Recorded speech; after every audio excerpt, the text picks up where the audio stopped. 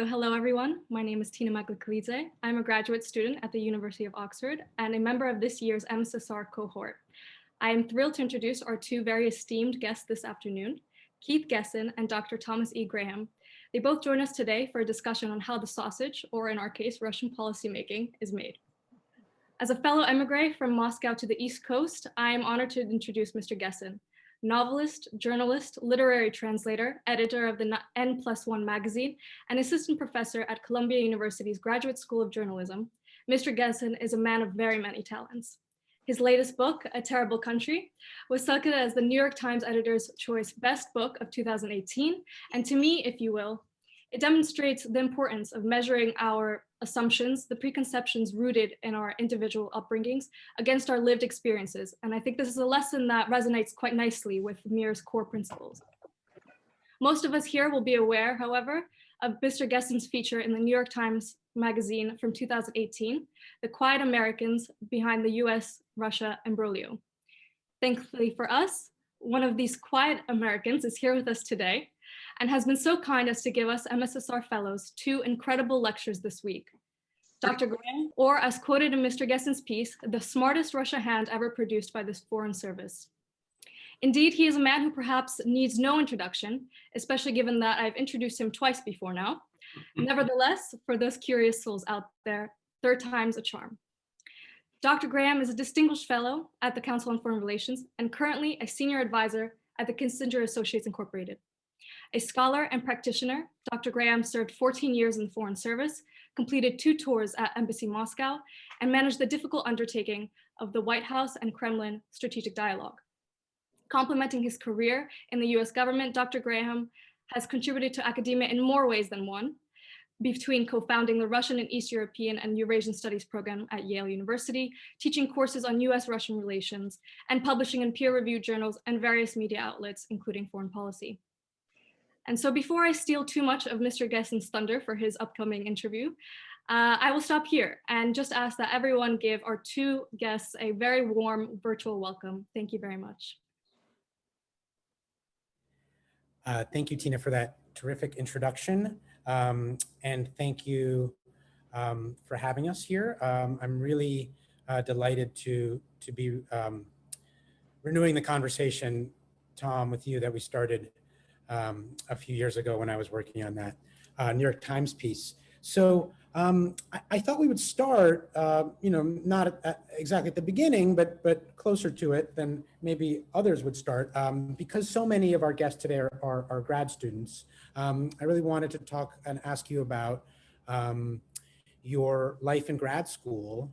What you studied. I know that you wrote what strikes me as a somewhat unorthodox dissertation about a Russian philosopher, Shevtsov, in the government department at Harvard.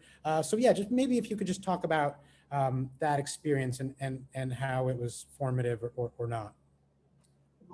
Well, thank you, Keith, and it's great to be with you again, and thank you, Tina, again for a fabulous introduction. Keith, I actually like to start at the earliest point. Because I think that helps explain the graduate school as well. I mean, in many ways, Russia has been part of my life since I was a very young boy, growing up outside of New York in New Jersey. I remember the Sputnik very, very well. My first introduction to then the Soviet Union, and also the anxiety that it produced among the older generation at the time, my parents included. And that really sparked my interest in Russia. And I had the tremendous advantage of having that interest sparked at a time when the Soviet Union was just beginning to open up. So we had the first exchange students, a lot of literature, travelogues being written about the Soviet Union. So I read a lot of that. And of course, I went through the Cuban Missile Crisis, the Prague Spring, and the Soviet invasion of Czechoslovakia in 1968.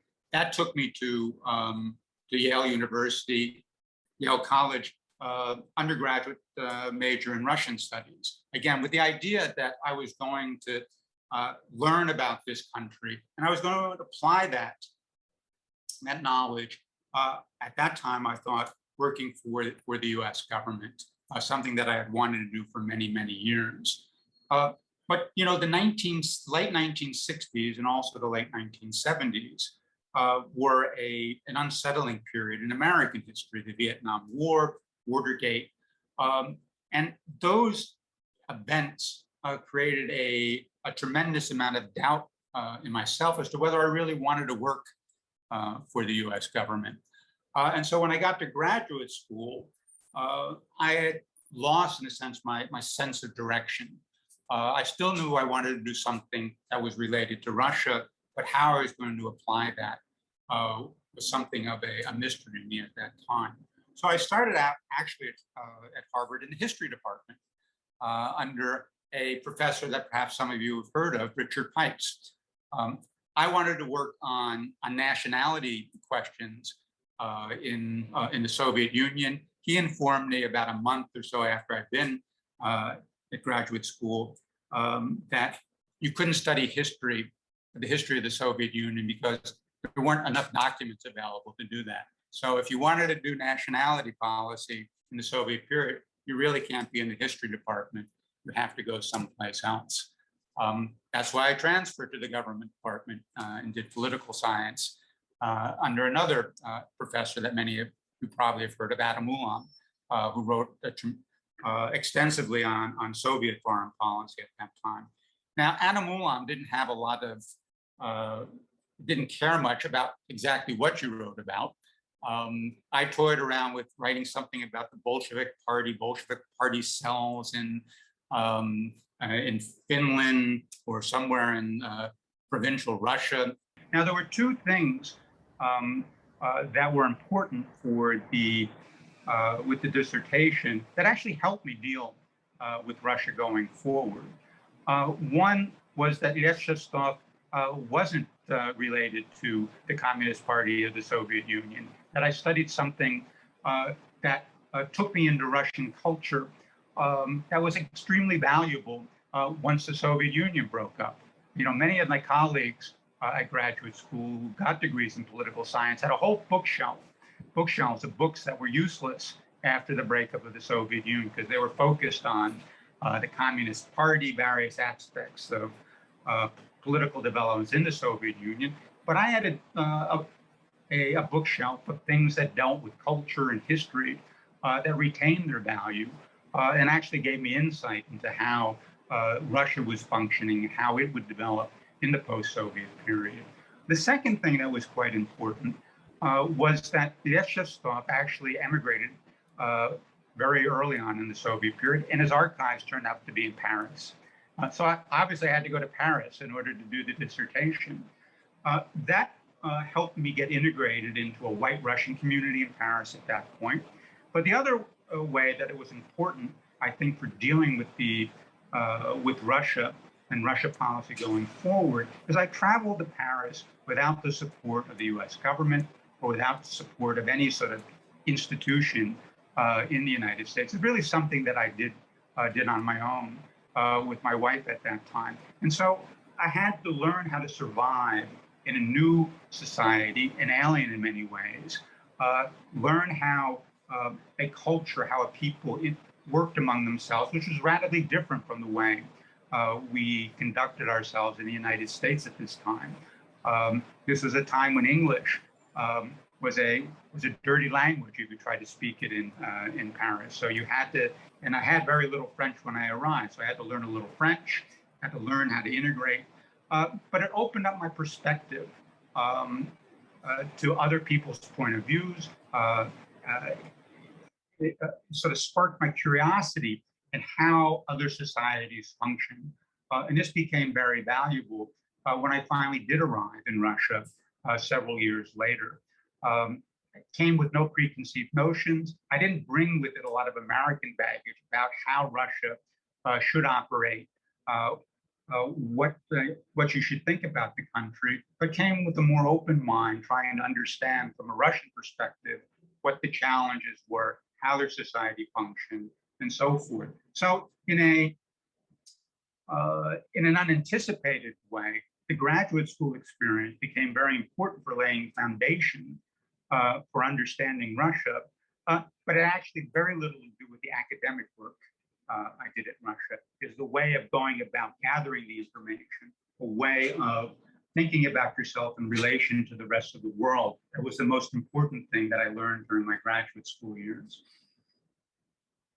So that's great. Thank you.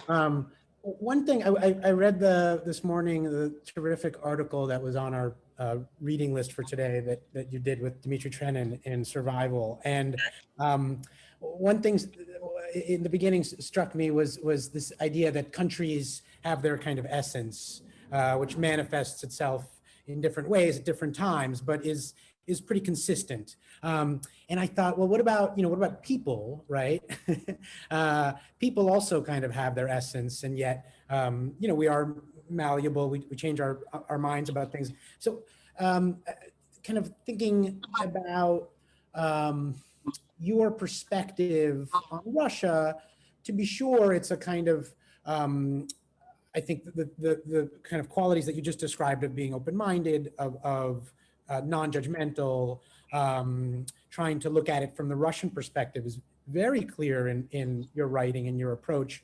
But there is also a kind of historical account of Russia as being somewhat unchanging. Certainly something that one would get from the works of Richard Pipes, for example, but not some other historians that have a slightly different kind of approach to Russia. So where does that view of Russia come from? Is that from Pipes, or where would you kind of locate the origins of that perspective in your thinking? Well, I actually think the origins of that perspective is not Pipes. It's another Harvard professor. It's Edward Kennan.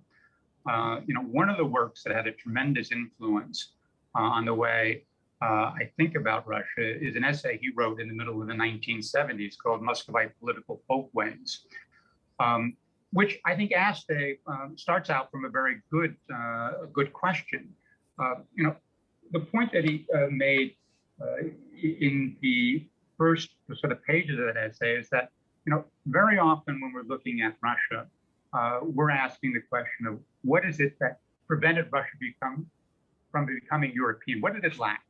It didn't have the Reformation, for example, or other things that it didn't happen. And that's why it's been so difficult for Russia to relate to Europe, or why it has this non-European quality to it.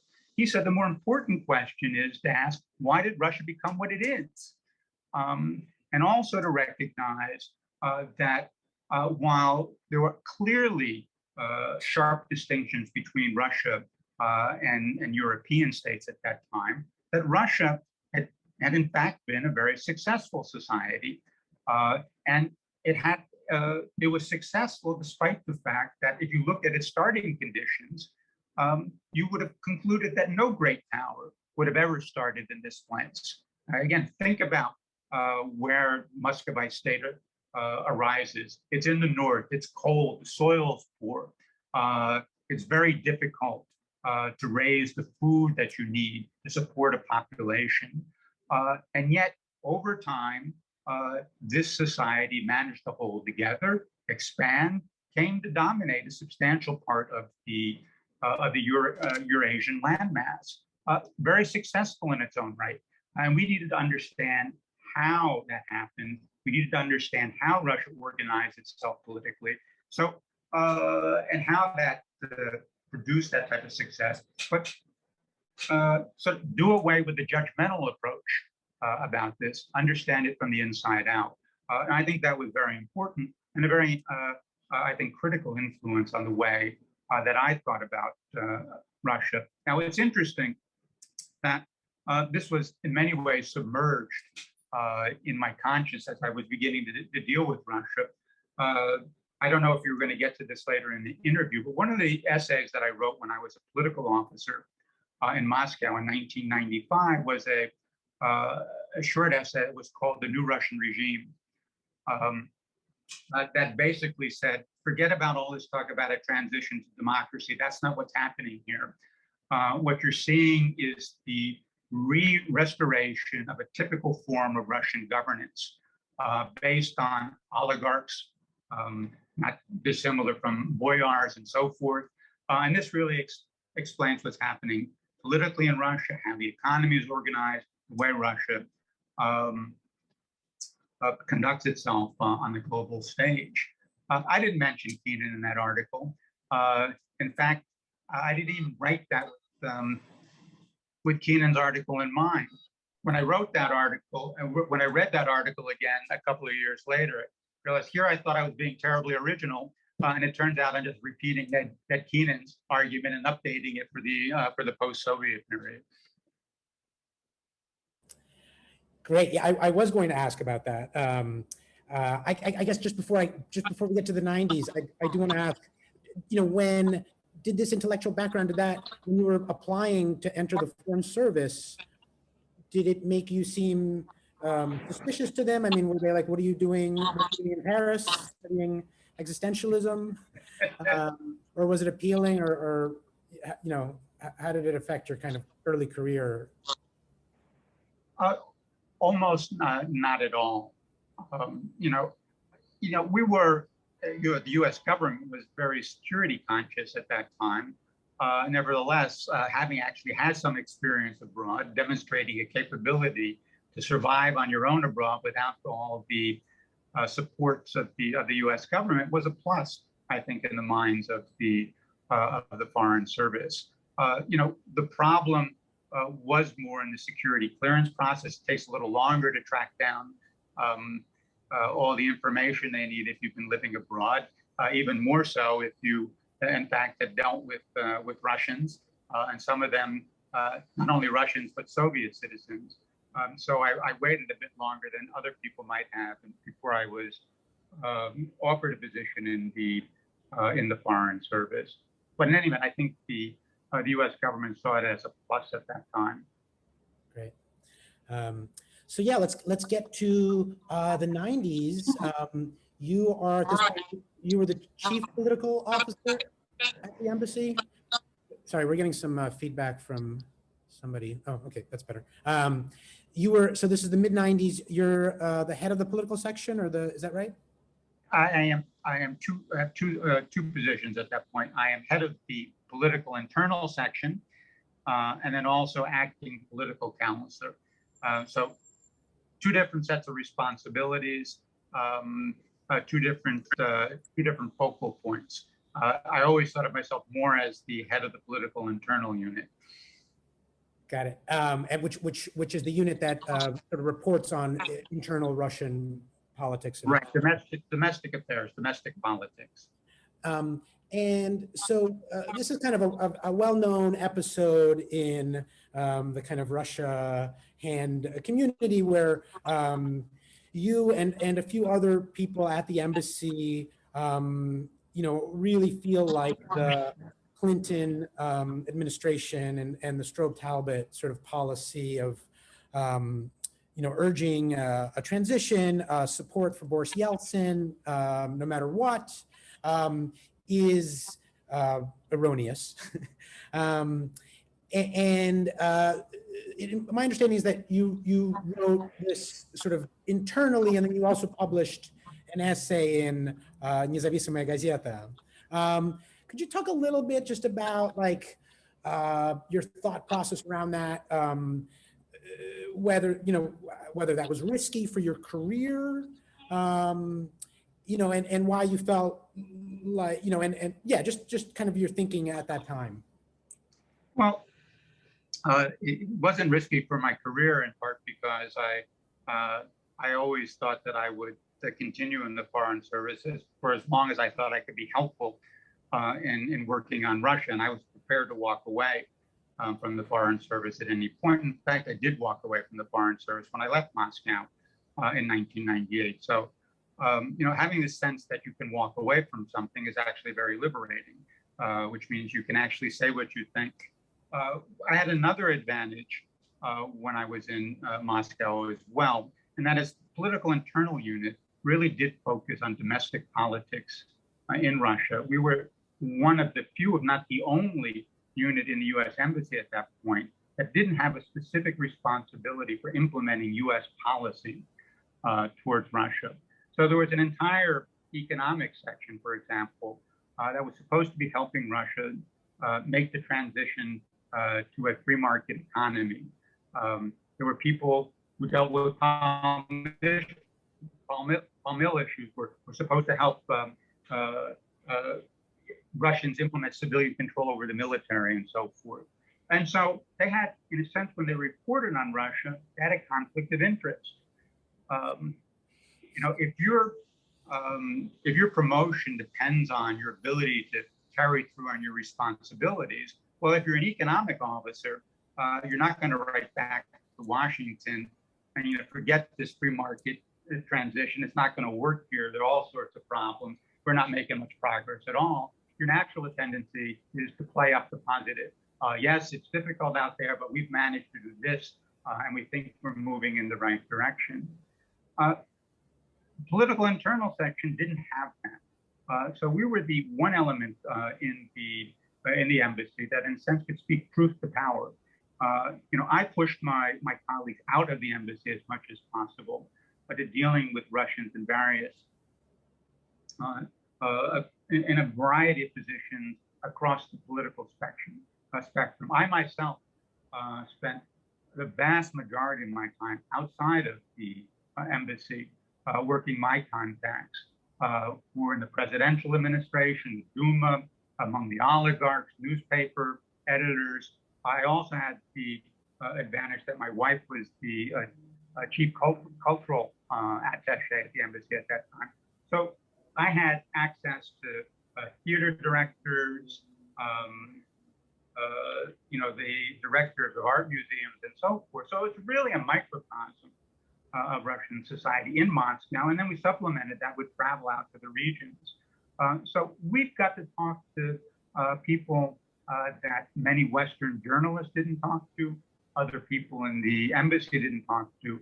And I think we had a better feel for what was happening on the ground and what the implications of that were for this democratic free market transition that the administration was pursuing at that time. And we could see all the difficulties, all the challenges, and fairly early on came to the conclusion that this is not really the direction in which the country is moving.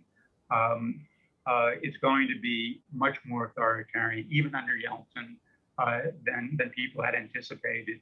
And that this is going to be a problem for us going forward. And that's the reporting that we passed on back to Washington. Now, I don't think I paid a penalty for that at all. The article that I published did create a row in Washington, although it was authorized for publication.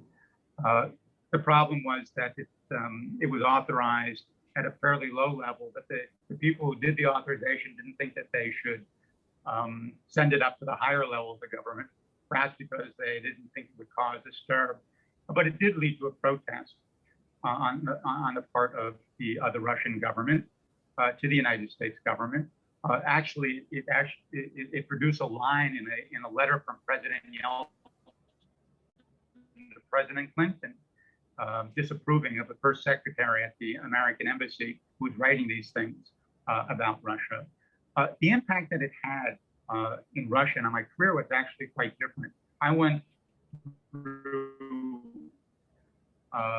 a 2 or 3 weeks concerned that I would either be recalled by the US government or PNG'd by the Russian government.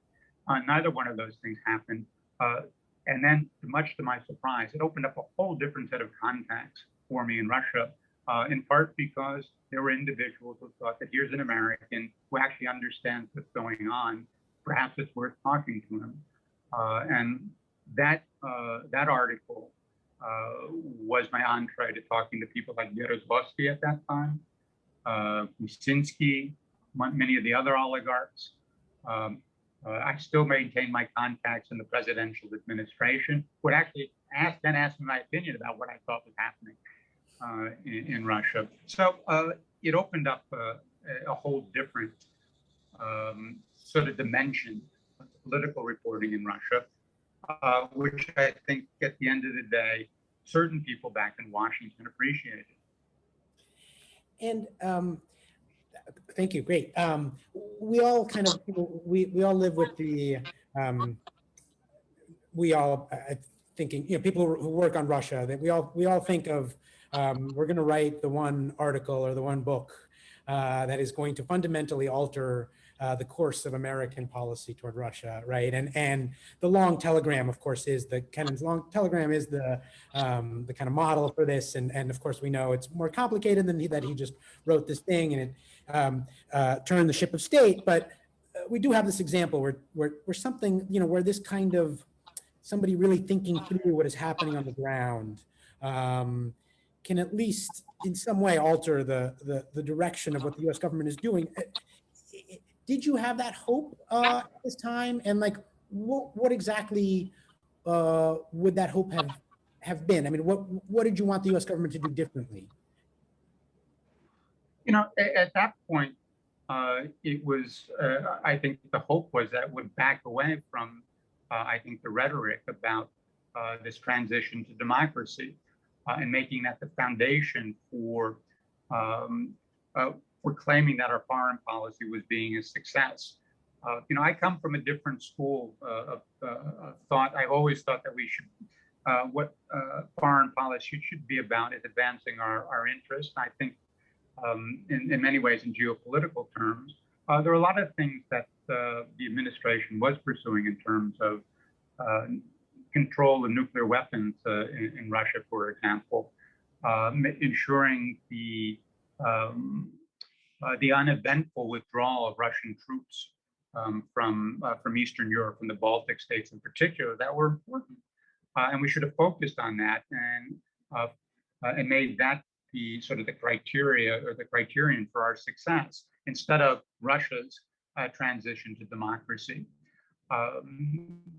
which clearly wasn't, to my mind, wasn't happening. I think a lot of people agreed with Mark and came back to bite the administration a few years later after the collapse of the ruble in 1998.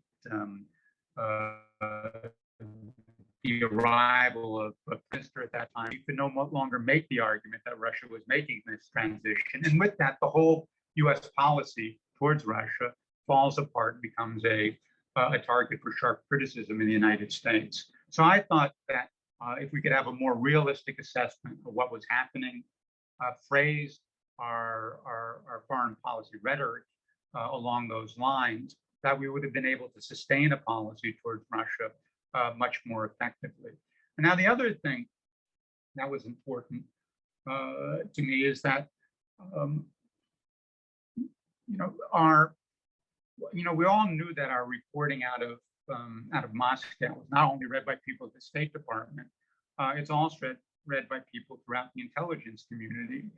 And what we wanted to do was to provide information that we hoped that they could integrate into their analysis. And so we will be working on influencing the U.S. government from two directions: the policymaking element of the U.S. government, from the intelligence community inside Washington, and from the embassy in Moscow.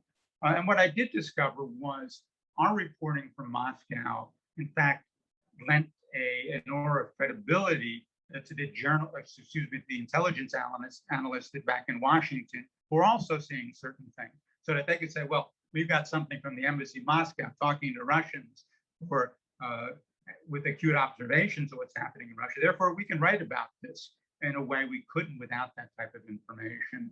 So, my sense is that the impact I had was less dramatic on the policy side, but I do think it had a significant impact on the analytical work that the intelligence community was doing, and did shift some of the paradigms that they employed when they wrote about Russia for the policymakers elsewhere in the U.S. government. Great, and then that kind of leads me to my next question. So, you left the Foreign Service in 1988. Then you came back, and then I think you were at Carnegie for a few years, and then you came back into the National Security Council staff under the George W. Bush administration. I mean, is it correct to say that that's a more influential position than being the a political person at the U.S. Embassy? Or, I mean, what's the kind of level of influence between those two things? And or how would you how should we think about that? Well, I mean, sort of clearly, the position at the White House is more important than the position at the embassy when it comes to shaping American foreign policy. You're directly in the policymaking process, and indeed, one of the jobs that I had as the senior director for Russia on the National Security Council staff was coordinating the interagency agency process on formulating policy towards Russia. Now, the influence of the National Security Council staff depends ultimately on the president and the extent to which the president is the dominant and seen as the dominant figure in the policymaking community. There was clearly no question about that during the Clinton administration. So a national security officer in an interagency meeting could say something along the line, well, President Clinton wants this, that, and the other thing. And, you know, our job is actually to implement that policy. I think it would be fair to say that George W. Bush did not enjoy that same type of reputation within his own administration, which did complicate the policymaking process and did make my life more difficult. I can remember an interagency meeting when I made a point, I forget what the specific issue was, but that President Bush had said this, that, and the third thing, and our job was to now figure out how we were going to implement that policy. And the representative from the Department of Defense spoke up and said something along the lines of, well, I know that's what the president said, but this is what the Department of Defense thinks. And it's somewhat different from what the president wants to say. Now, usually the reaction in the room would be time out. You know, you're out of line. Let's get back to trying to do what the president wants to do. And that individual or that officer would have been reprimanded in some way. That didn't happen. And since that didn't happen, you already sense sort of the decline in authority you have within the interagency community. That simply having the support of the President of the United States is not sufficient to carry an interagency argument. So my life was a little bit more difficult than it would have been if I were in the same position in the Clinton administration. So you have to work a little bit harder. You have to bring in a national security advisor, the deputy national security advisor more frequently than you might want to in order to try to get the policy moving in the right direction. But then you also always have the continuing problem of ensuring that implementation is actually consistent with the policy that's been decided. You know, I think you can make an argument that the policy within the Bush administration was a little less coherent with regard to Russia than I would have wanted it to be. And just kind of thinking back to that time, are there places where you were successful and then places where you were not successful, like individual sort of arguments that you lost? I mean, I can think of a few, but. I think if I tallied them up, the peace far outweighed the victory in all of this.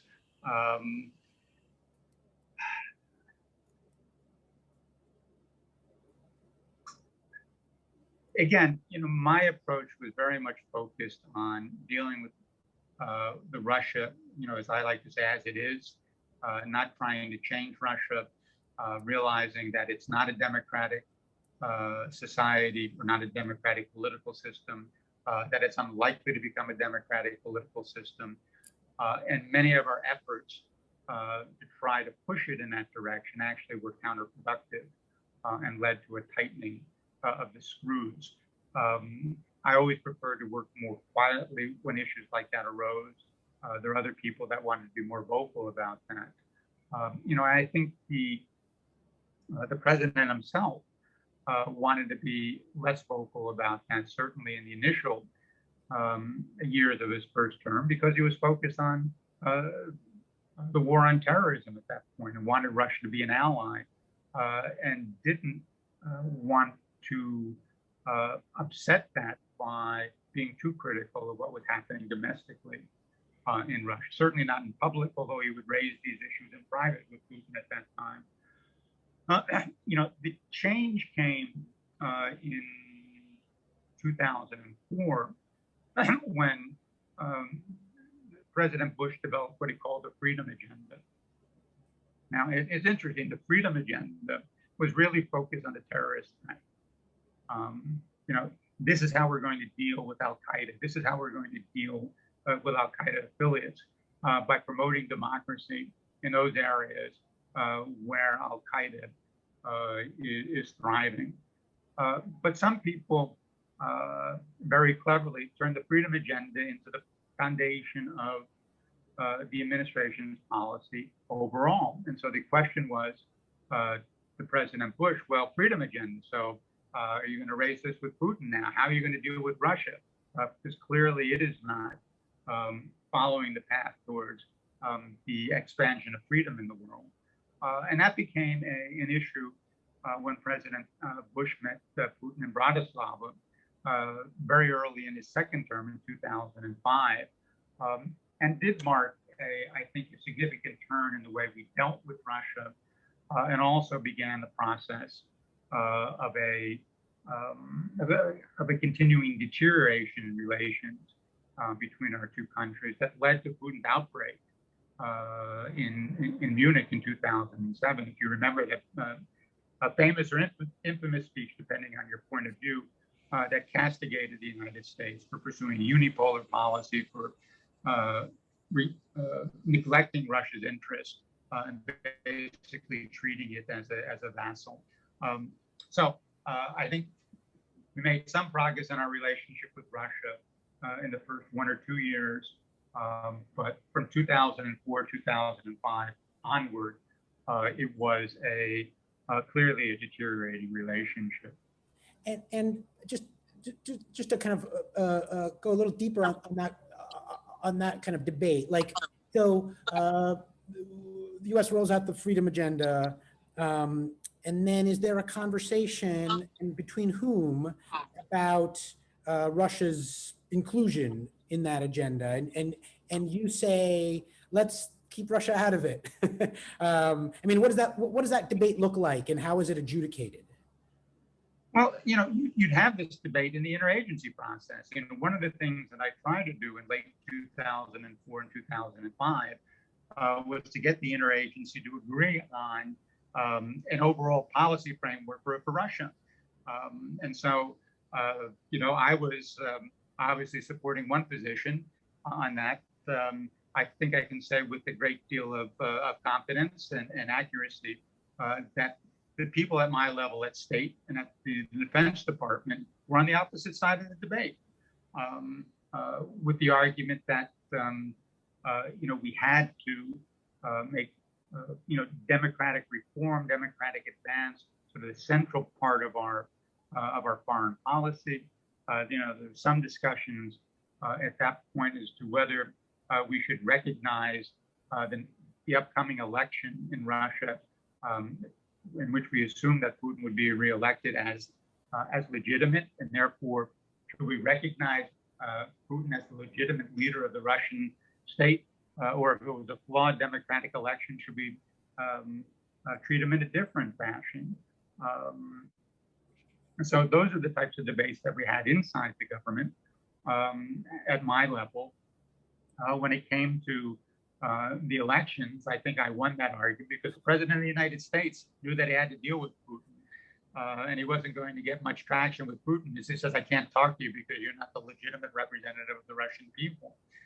I also thought that in some ways it was counterproductive to issue a statement that was critical of the Russian election process. We knew it wasn't going to be free and fair. And undertaking efforts to try to make it free and fair or to put pressure on the Russian government to make it free and fair, we're not going to have the results that we wanted, and will only unnecessarily exacerbate tensions when we didn't need them. So again, it's not that if Russians want a democratic future, that they shouldn't be able to pursue it. But I've always thought that it's inappropriate for the United States to insert itself centrally into that process and try and make a democratization effort look like a foreign intervention in Russian affairs. Democracy, if it's going to succeed, has to be homegrown. I'm a firm believer that you can't export it to other countries, and you certainly can't export American-style democracy around the world. You're always going to run into resistance, and particularly in a country like Russia, which has a proud tradition of its own and believes that it indeed should be a sovereign, independent state that makes its own decisions. And so just to go back to this argument that you're having in the interagency, so you are chairing, you are running that, you're convening meetings, right? And you say the agenda today is these kind of items about, do we acknowledge the election? No, the way it would work is that we would draft a policy paper, right? So here's what we think the policy towards Russia should be, we drafted that paper at the NSC staff. Then we would present it to the interagency community and say, and solicit their comments, right? As we tried to come to an agreed draft for the for U.S. policy. That's when you get the criticism that comes. People that say, well, we can't accept this, so this has to be in a different way, or we would reorder our priorities. And you talk and talk and talk until you come to something that looks like a more or less consensus. If you can't reach consensus on one or two specific issues, then what you do is bump it up to what we call the deputies committee. That is the next level up in the policymaking hierarchy, not the secretaries of the various departments, but their deputies, or the undersecretaries for political affairs, and let them make the final decisions. So bumping it up, so the person who's kind of representing the NSC would be the Deputy National Security Advisor? Right, the Deputy Security Advisor, the Deputy Secretary of State, or more often the Undersecretary of State for Political Affairs would do that. And if they can't make decisions, then you bump it up to the principals. And that would be the Secretary of State, the National Security Advisor, the Secretary of Defense, and so forth. And so when you lose a debate in that context, you, Tom, being the senior director for Russia, it goes up to the deputies committee, and Deputy National Security Advisor says, Tom thinks we got to keep Russia out of the freedom agenda. And then the Undersecretary of State says, no, this is really important. And Russia, we need to pressure Russia or whatever. And like, at what point do you lose that debate? Like, who is it that decides that you lost? Generally you lose at the interagency level, at the initial level, because the deputies only like to debate what they think are central issues in foreign policy of the United States. This wasn't one of those defining issues as far as many of them were concerned. So, we compromise this way and that way, pass it up to the deputies who approved it. But there was certainly a larger element of the freedom agenda and pressing Russia on democratic reform than I would have wanted if I had drafted on my own. I also tried to run a process that said, well, we're running all these programs to promote democratic reform in Russia. We need an assessment of how they're working. Can we come up with a set of metrics that can tell us whether we're making progress on this or not?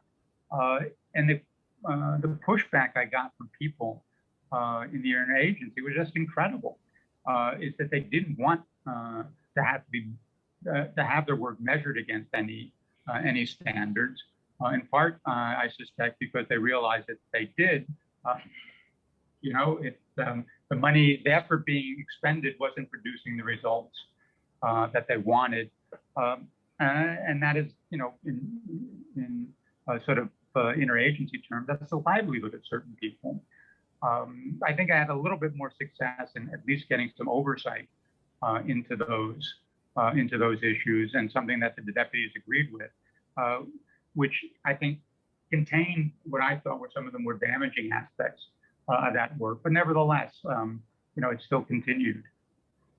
And just a different way of asking a similar question, but like people talk about someone who's very good, he's a great bureaucratic infighter, right? Is that a real thing? Are there people who are better at this process than others, and what does that mean concretely? Yeah, no, look, I mean, I think that's absolutely true. There are people that are much better at it, and many people that are much better than I am at managing the bureaucracy. Bureaucracy ultimately is about coalition building across agencies. You try to go into an interagency meeting sort of assured of support from various quarters, knowing that if you say something, you're going to be backed up by other individuals. You also get good bureaucratic infighters who sort of nurture the atmosphere surrounding the U.S. government. So it's outside government. If you have a point that you're pushing inside, it's useful to have people echoing, reinforcing that in the public debate. People pay attention to that. And I can give you one good example of how that worked. My disadvantage was in the fall of 2004. Someone on the inside working with someone on the outside generated an open letter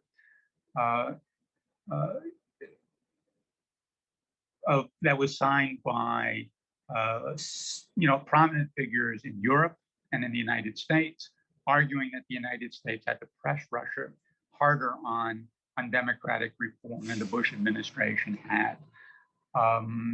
And that carried some weight. It actually led to the first public criticism of Putin's domestic agenda by a senior White House official, Condoleezza Rice at that point. And it sort of opened the floodgate to further criticism down the road as the freedom agenda became more entrenched in the rhetoric of the administration and so forth. So, coalition building inside and outside of government is critical to being able to push a policy point of view successfully inside the government.